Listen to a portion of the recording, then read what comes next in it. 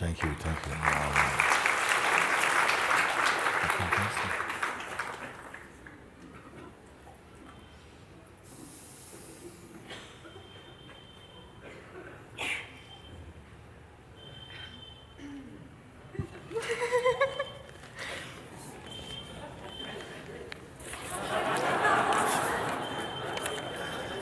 I have some too. You read yours and I read mine. This is also yours. Beloved Father, who dwells within the soul of my being, whose name is I Am, veneration to your holy name. Thy kingdom is here. Thy will prevails throughout the earth, as it does in the heavenly realms of my soul. You open your hands and satisfy the hunger of all living beings. You heal all hearts of sorrow, so that they in turn may show forgiveness to those whose minds are shrouded in ignorance of the self. Beloved Mother, who imparts to all the sense of choice, so we may finally come to choose you who are truth, and thus find everlasting freedom. Glory to your name, truth, for yours is the kingdom of existence, of peace and love.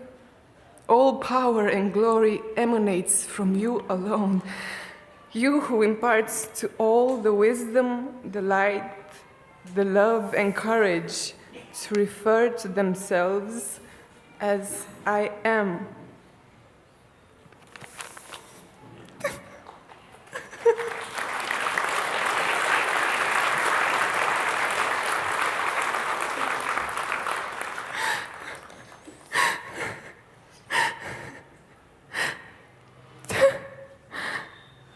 Beloved Father,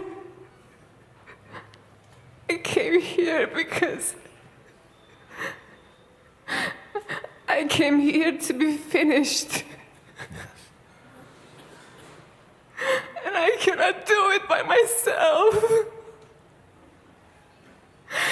I came as high as I could.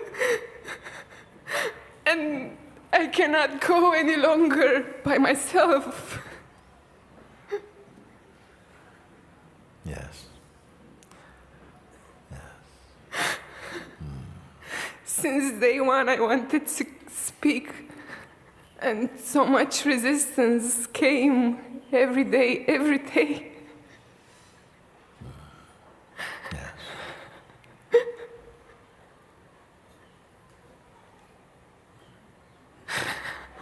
You say, I cannot do it by myself, because in a sense you belittle yourself.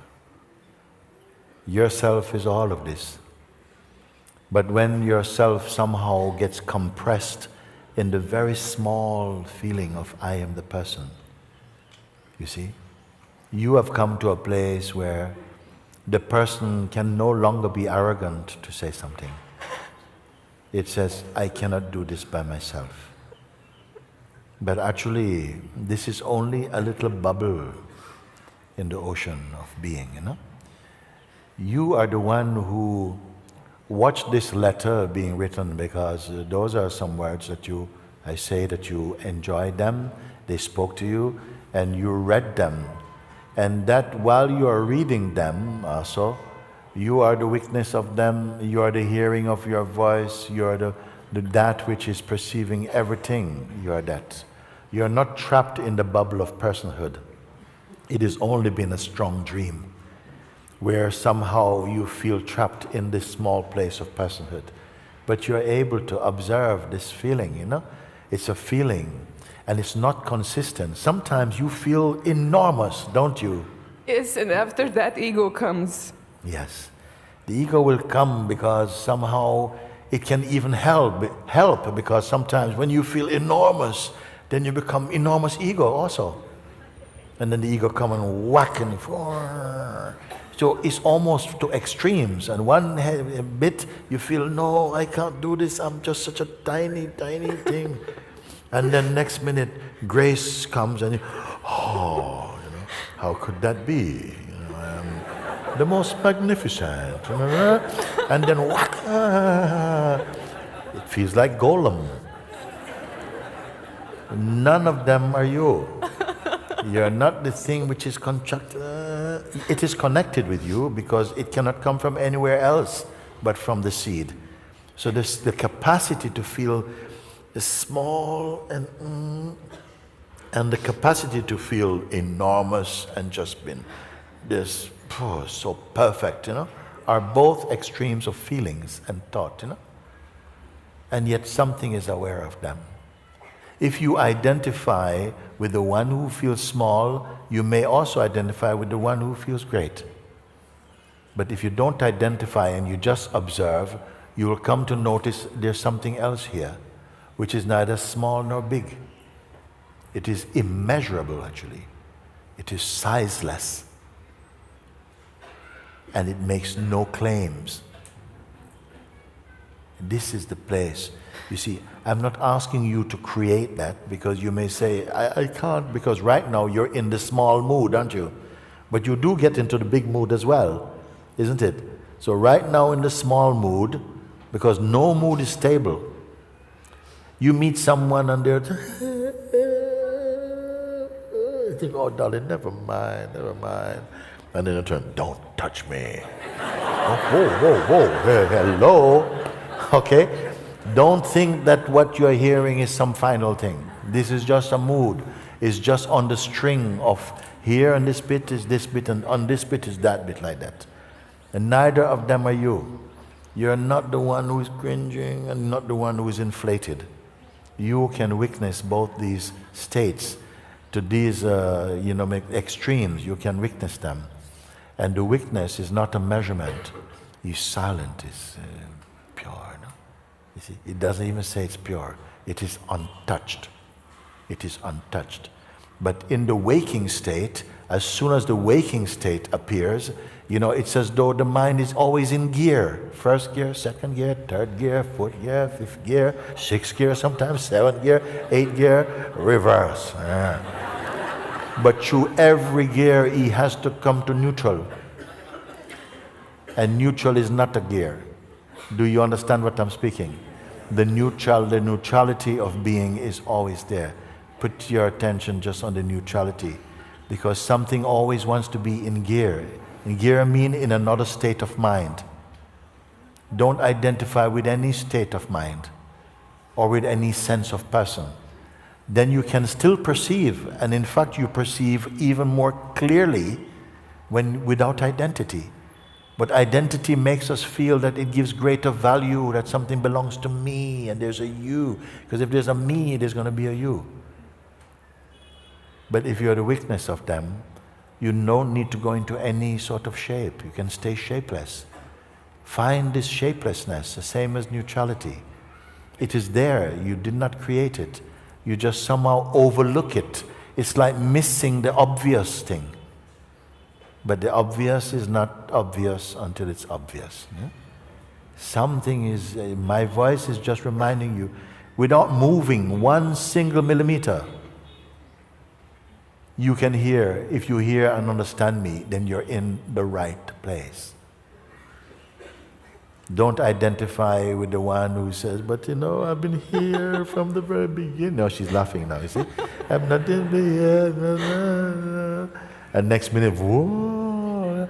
No, I'm not either of them. Neither polarities are you. They're polarities of the mind, not of consciousness.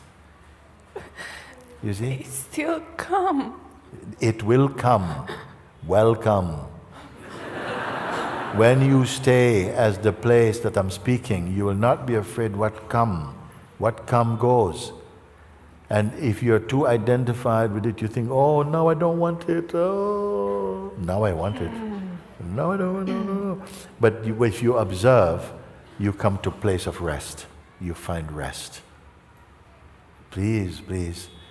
This is so. I'm not giving you a task to do. just something that you can see clearly, but that today you can be happy to say, whoa, I'm out of a trap that I only imagine. I'm out of the trap that I only imagine. That's not to say if there are things that we do in our dynamic state, we have a sense of responsibility. It is the consciousness in the theater of its own existence. And we must also, when you discover, supposing, for instance, we have an addiction or something in the dynamic state. Supposing you have a relationship that is not good or something like that in the dynamic state. And I said, okay, you say, please help me to fix this. And I say, you know what? That is just one thing among many others. So I'm not going to spend time looking at that one thing. I'm going to go to something much better. I'm going to try and get you to look at what you really are. Because when you realize that where the place you really are is, and you're looking from there, you may find that addiction is only for the person you think you were. It will maybe have an effect on you that any other medicine cannot do, because you begin to discover your true place. And there is a power there in that. There's a power there in that. So that the mind come and so on, what will happen is that when you go back and put attention in the dynamic field, you will be in a better place to create the changes that are needed. You will not be able to create the changes that are needed from the person. As I said, there isn't really any personal problem. The person is the problem. But for who? For its own self. When we identify like this, we take that, the impact of that. All of this that is happening is not happening because of hatred. Actually raise your consciousness and see it is because of love. Love gives you trouble so that you don't go to sleep, so that you aspire and use the power we have to transcend and to go higher and higher, cleaner and cleaner. Don't you see? You see? So this is all I'm trying to remind you. Nothing is wrong with you. And you will confirm that yourself when you begin to observe rather than just identify. The reflex is to identify. The reflex is to identify. But the power is to observe.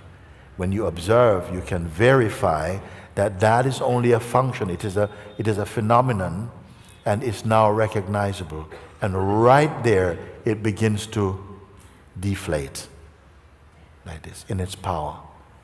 This is why I'm so confident to tell you, because the results are at hand. They're right here as you look. But if you only say, yeah, but I can't do it by myself, what you're saying, I'm going to keep on identifying myself as a little thing. Then if you identify yourself as a little thing, the help you need today, you're going to need tomorrow as well. And the day after, and the month after, and the year after, and perhaps the life after. Why you don't see? I am not giving you a task and just showing you. So look. It's not your place. But if you say, and people have said, not just you, people have said, I cannot do it by myself, and it sounds like a humility. It sounds like a humility. But then if you are helped, you have not moved position. You just become somebody who is needy. Needy. I met once a man who worked as a healer, and he came to see me in Portugal. And he said to me one day, I met him in a restaurant outside of the ashram, and I met him and he said this to me. I said, you're here today. He said, actually, I just brought my family here because we have not spent much time together. He said, I used to work as a healer, and what I found, because I always felt I want to help people, but what I discovered through my own experience is that once you start to help people, they begin to get addicted to help. They just always want help. Help. And then what happened is that, he had no time left for his family. He was always helping. They want him to do everything. And they'll start to find new ailments to need help, to get healed of. And he said, when I listened to the satsang, I saw something different. And I saw that it's like there's no end to this if you just help. This is what I found out, because I was like this too. Someone say, help, give. Then I realized something, that it's a habit, even become an addiction to just receive help. You even get very skilled at manipulating and pretending to be more, always needing help. Then somebody told me this beautiful example. They say, if I have, 10 euros and I give you 5 euros, I have only 5 euro left. I started like this. But if I give you all of my knowledge, I still have all of my knowledge left. You see, it's one thing. And if you help someone, rather than give them something, if they can use it in a way, there was a simple example. It said, if you give someone a fish, you feed him for a day. But if you teach them how to fish, you feed them for a lifetime. If you show someone, how to use their power, they're empowered for all their life. But if you only give them some of your power, they'll keep needing more power. But the power is in you. This is what I was saying. So, although for me it's a natural, reflex to want to help. You say, help me? Yes, I want to help. But I prefer to show you where your power is. And your power isn't just to keep looking, darling, because the mind will try to keep you as a beggar. You see? It's not just innocent power. It can be vicious also. You see? The more you listen to it, it's not doing you any favor. We have a saying in Jamaica. It says, if you hate the devil will hate you back. But if you love the devil will still hate you back. You understand what I'm saying?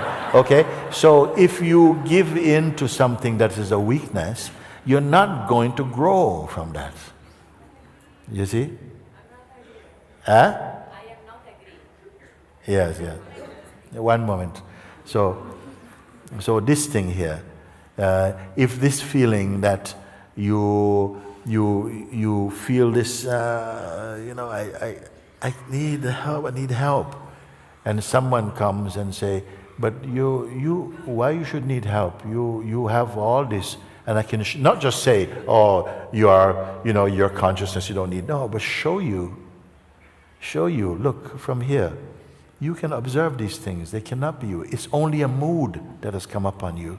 And because you identify with it, it makes you feel small. I started to feel small because whenever I am interfering in life, I get pulled, I get pushed, and it beats me, and so it feels like I had to come to a humble point when It depends what you mean by when you interfere, see, because some people say, when I try to do good, then these things come like this sometimes, no? But it's not always the case that when we try to do good, it doesn't necessarily mean that you do good by trying to do good. You see? There must be a wisdom with it as well too. It's like some person feel that all I need to do is love. I just love. But then love has to come with some wisdom. Otherwise it can be very, very vulnerable. I just love you. And then if you don't have wisdom with it, you maybe get abused. When you have wisdom, it guides you, no, maybe this one is a little bit, no, just wait, and you see, you can apply some discernment. So you say that, when you come with this, you use the word now, when you... Interfere. What did you say? Interfere. Why you use the word interfere? Because I've been working at it for many years. At what? I've been working at getting towards enlightenment.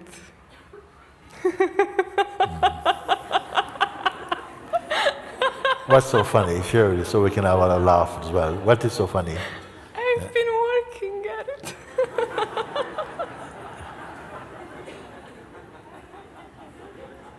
And the joke is? I want to know.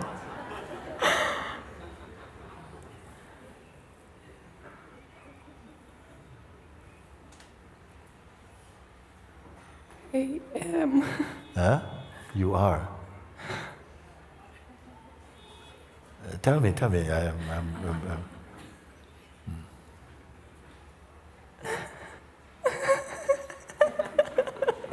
You say you've been working at enlightenment, and we say, well, that's an idea. We're working, no? And now you say, and you laughed. And I says, what is the joke? And you say, because you are. Is that what you said? Yes. Now, these words, I am, is it just words? Is it just another thought, another feeling, or what is it? No, it's from my heart. Yes. Yes. Is it a mood?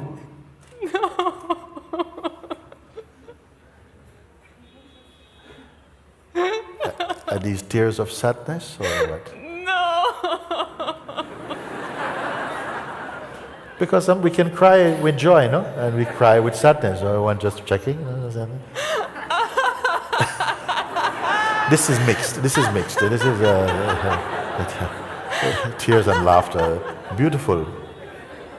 Like when it rains in the sunlight. Very nice.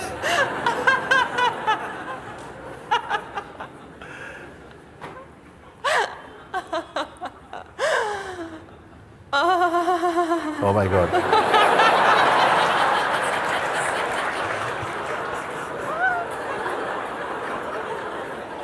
Ooh.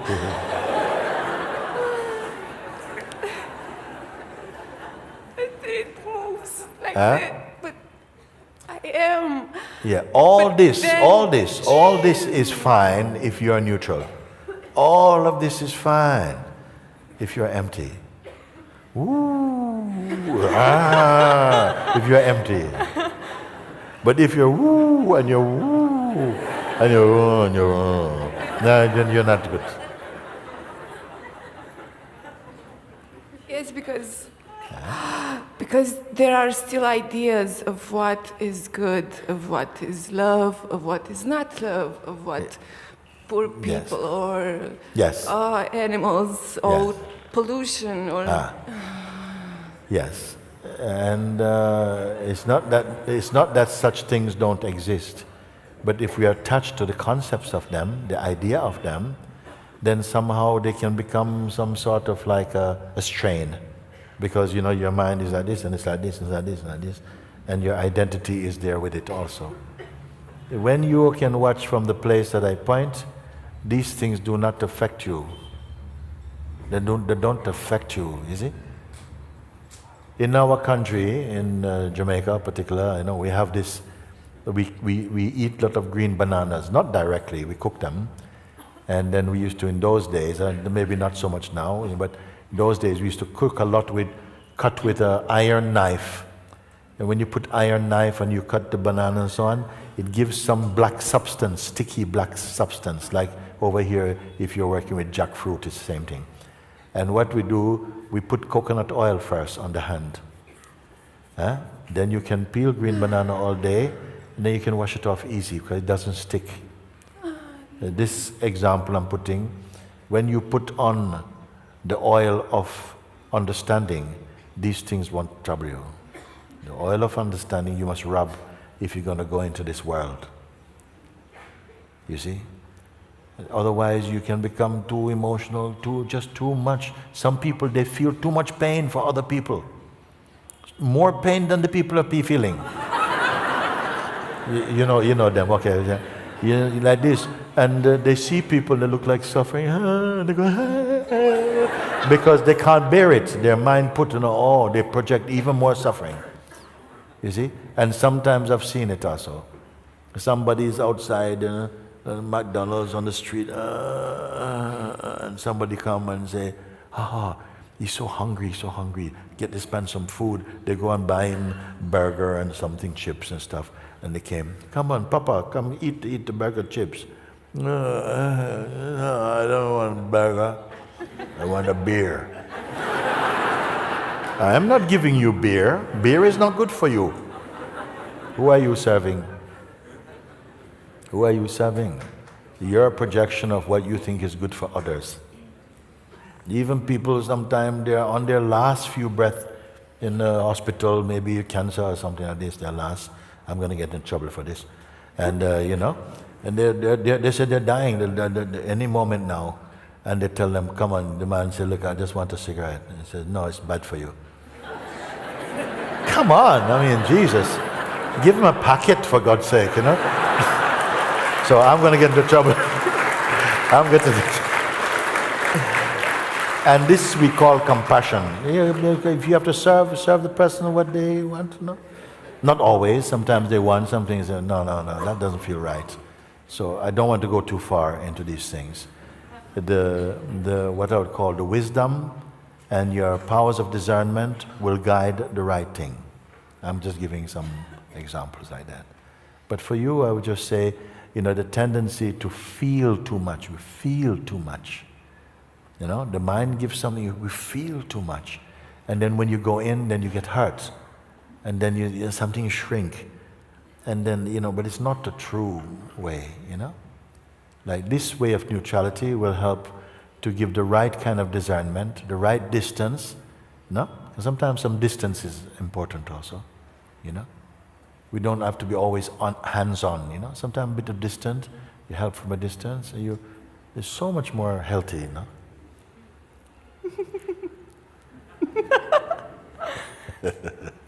Okay. I love you so Love much. you, thank you. I love you too. Thank you.